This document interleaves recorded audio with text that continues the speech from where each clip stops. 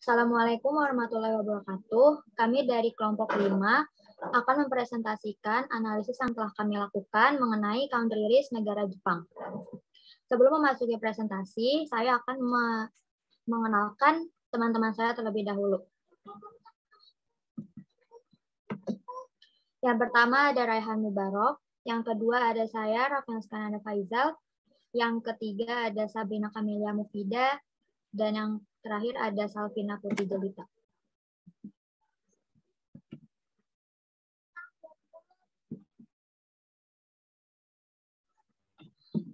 Lalu ada pengertian dari country risk. Country risk atau risiko negara yaitu risiko yang timbul karena perubahan ekonomi atau politik suatu negara yang berdampak pada negara lain yang akan berhubungan dengan negara tersebut.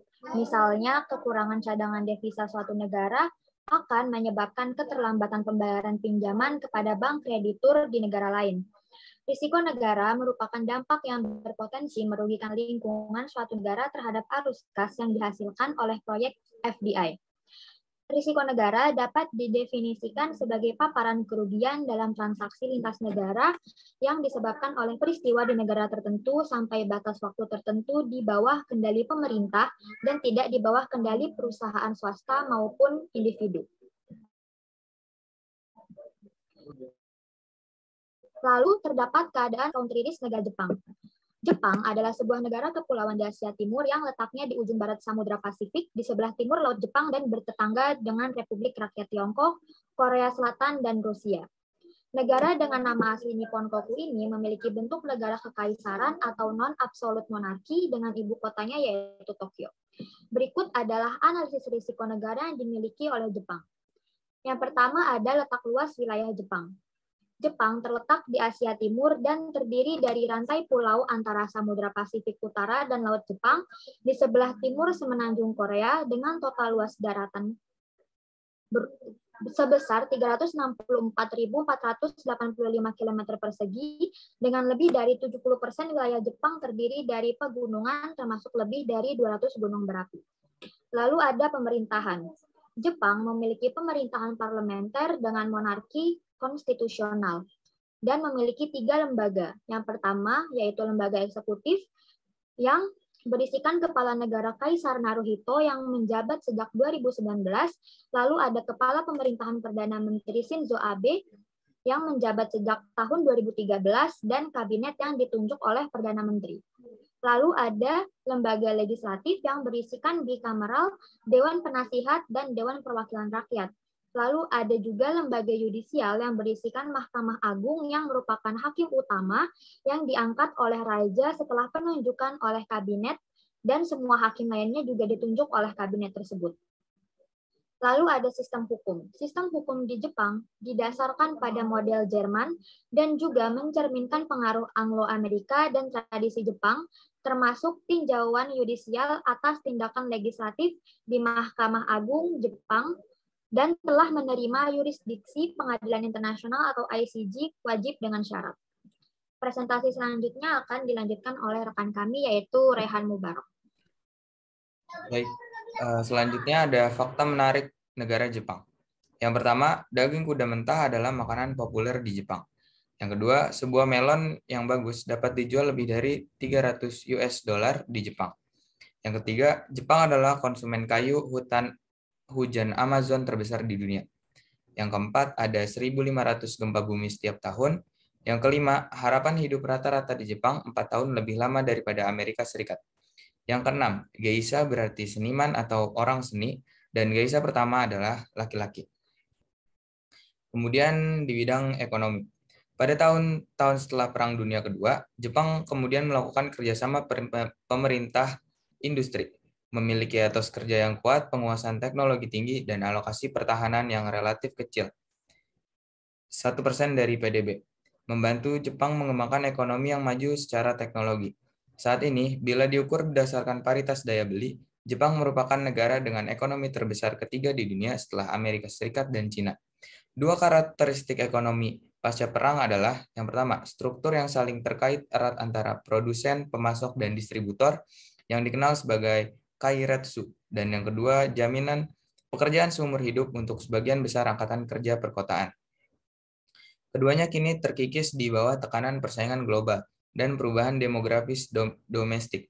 Pemerintah terus fokus pada ekonomi dan menurunkan utang pemerintah Jepang. Jepang membuat kemajuan dalam mengakhiri deflasi karena yen yang lebih lemah dan biaya energi yang lebih tinggi. Tetapi ketergantungan pada ekspor untuk mendorong pertumbuhan dan populasi yang menua dan menyusut pasca tantangan jangka panjang, utama lainnya bagi perekonomian. Selanjutnya ada perbandingan indikator ekonomi Jepang pada tahun 2019. Populasi Jepang 126,16 juta miliar, sedangkan Korea Selatan di angka 51,41 juta miliar, Korea Utara ada di angka 25,38 juta miliar, Rusia ada di angka 142,12 miliar. Laju pertumbuhan penduduk Jepang di angka minus 0,24, Korea Selatan 0,44, Korea Utara ada di angka 0,52, dan Rusia ada di angka minus 0,11. Dengan angka literasi Jepang 99,0%, sedangkan Korea Selatan 97,97%. Korea Utara di angka 100% dan Rusia di angka 99,7%. Sedangkan di bidang tingkat pengangguran, Jepang berada di angka 2,9 dan Korea Selatan di angka 3,7, Korea Utara di angka 25,6, Rusia di angka 5,2. Sedangkan di inflasi, Jepang di angka 0,5%, Korea Selatan di angka 1,9%, Rusia di angka 3,7%. Dan populasi di bawah garis kemiskinan ada di angka 16,1%, Korea Selatan ada di angka 14,4%. Selanjutnya ada di tabel, bisa dilihat. Selanjutnya ke bidang kekuatan negara Jepang. Posisi eksternal yang kuat atau surplus transaksi berjalan, utang luar negeri publik yang rendah, dan lain-lain. Jepang dianggap sebagai mata uang safe haven, industri inovatif, dan produk berkualitas tinggi. Surplus keuangan yang besar dari perusahaan dan non-keuangan, dan termasuk negara maju di kawasan yang dinamis. Kelemahan negara Jepang yang pertama adalah rentan terhadap bencana alam, populasi yang menua, utang publik yang besar, dan defisit publik yang besar, sangat bergantung pada impor energi. Selanjutnya ada ikhtisar ekonomi Jepang. PDB Jepang mengalami kontraksi sebesar minus 4,8% pada tahun 2020 setelah pertumbuhan plus 0,7% pada tahun 2019 dan diperkirakan akan pulih sebesar 2,5% pada tahun 2021. Ekonomi Jepang memasuki krisis COVID-19 dengan pijakan yang lemah, sudah diambang kehancuran resesi teknis pada akhir 2019 karena kenaikan pajak konsumsi dan topan super. Kembalinya ke normal ke depan kemungkinan akan terseret seiringnya waktu. Sebagian karena resiko penurunan utama dari bangkitnya kembali kasus COVID-19 di negara itu sayangnya sudah terwujud. Kemudian di kebijakan makro. Inflasi rendah di Jepang dengan rata-rata di angka plus 0,5% selama dekade terakhir. Dan kecil kemungkinannya untuk mencapai target bank sentral, yaitu di angka plus 2% dalam jangka pendek dan menengah. Mengingat permintaan agregat yang lemah, dengan latar belakang ini Bank Sentral, Bank of Japan, atau disingkat BOJ, semakin meningkatkan sikap akomodatifnya sejak awal krisis COVID-19. Batas tahunan untuk pembelian JGB yaitu JPY 8 ton telah dihapus pada April 2020. Selanjutnya akan dilanjutkan oleh teman saya, Sabrina. Selanjutnya ada kreditan kolesi atau penyelesaian sengketa. Hukum penyelesaian sengketa alternatif atau ADR Jepang memberikan kerangka hukum untuk arbitrase, termasuk arbitrase komersial internasional. Pengacara asing yang memenuhi syarat menurut hukum Jepang dapat mewakili pihak-pihak dalam proses ADR yang berlangsung di Jepang, di mana salah satu pihak adalah hukum asing atau hukum asing yang berlaku. Setidaknya sejauh perwakilan tersebut tidak bertentangan dengan hukum Jepang. Lalu berikutnya ada ikem bisnis. Di sini ada beberapa unsur iklim bisnis, itu ada akses pasar, transparansi sistem regulasi, hak kekayaan intelektual, lalu ada kebijakan konversi, kebebasan ekonomi, korupsi, ekspropriasi, dan kompensasi, dan yang terakhir ada kekuatan politik. Selanjutnya ada protokol bisnis Jepang. Konsep wajah sangat penting dalam masyarakat Jepang. Wajah adalah tanda martabat pribadi dan berarti memiliki status tinggi dengan rekan-rekan seseorang. Orang Jepang akan berusaha untuk tidak melakukan apapun yang menyebabkan kehilangan muka. Oleh karena itu, mereka tidak secara terbuka mengkritik, menghina, atau menempatkan siapapun di tempat. Wajah bisa hilang, diambil, atau diperoleh. Next. Ya, selanjutnya ada pengaruh country risk terhadap foreign direct investment atau FDI di Jepang. Risiko negara yang dimiliki oleh Jepang kemudian memunculkan berbagai motivasi negara ini untuk melakukan FDI. Sebab-sebab dilakukan FDI atau investasi luar negeri secara langsung oleh negara ini yaitu yang pertama ada natural research oriented investment. Natural research oriented investment yaitu meningkatkan impor terhadap barang-barang yang jika dihasilkan sendiri kurang efisien atau dengan kata lain lebih besar biayanya jika produk tersebut diproduksi sendiri. Hal ini menyebabkan pertumbuhan spesialisasi secara vertikal antara produsen dari produk manufacturing dan barang primer. Lalu yang kedua ada labor-oriented investment.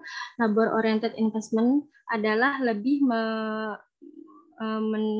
mendatangkan untung bagi negara-negara maju untuk melakukan perjanjian dalam industri yang menggunakan pekerja yang banyak dan memindahkan tempat bagi produksinya ke negara-negara yang tingkat upahnya rendah, di mana berlaku biaya terhadap pekerjanya itu rendah.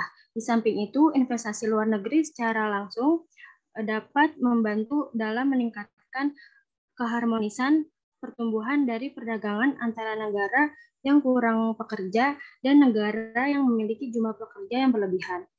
Lalu yang ketiga ada market-oriented investment.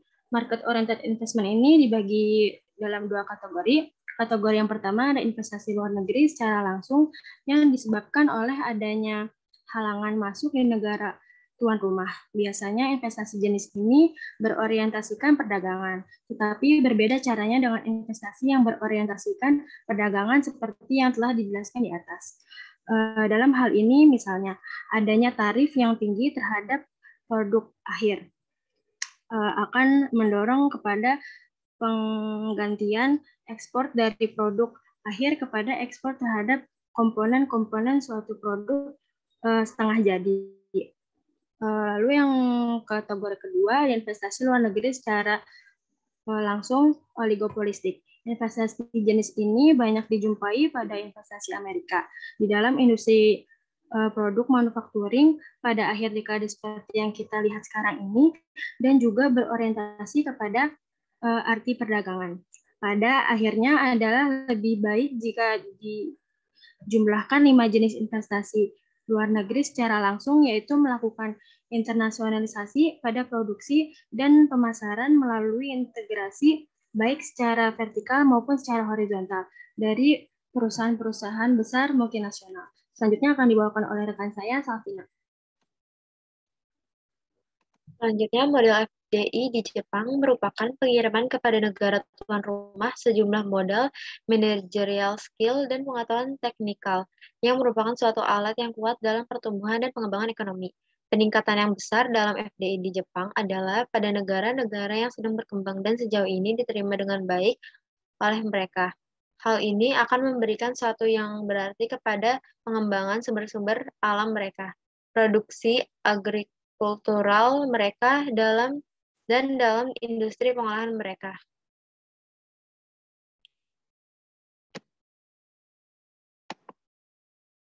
FDI di Jepang dalam menciptakan kapasitas manufacturing di negara-negara berkembang adalah penting dan memberikan mutual benefit, yaitu menjadikan industrial manufacturing yang cocok diseleksi. Industri yang dipilih haruslah industri yang jika dilakukan di Jepang tidak efisiensi karena tidak memiliki comparative advantage dalam bidang itu. Dengan kata lain, muncul industri-industri manufaktur di negara-negara berkembang akan lebih memberikan comparative advantage dibanding jika industri manufacturing itu dilakukan di Jepang. Bagian yang paling besar dari FDI di Jepang dilakukan oleh perusahaan-perusahaan kecil dan menengah.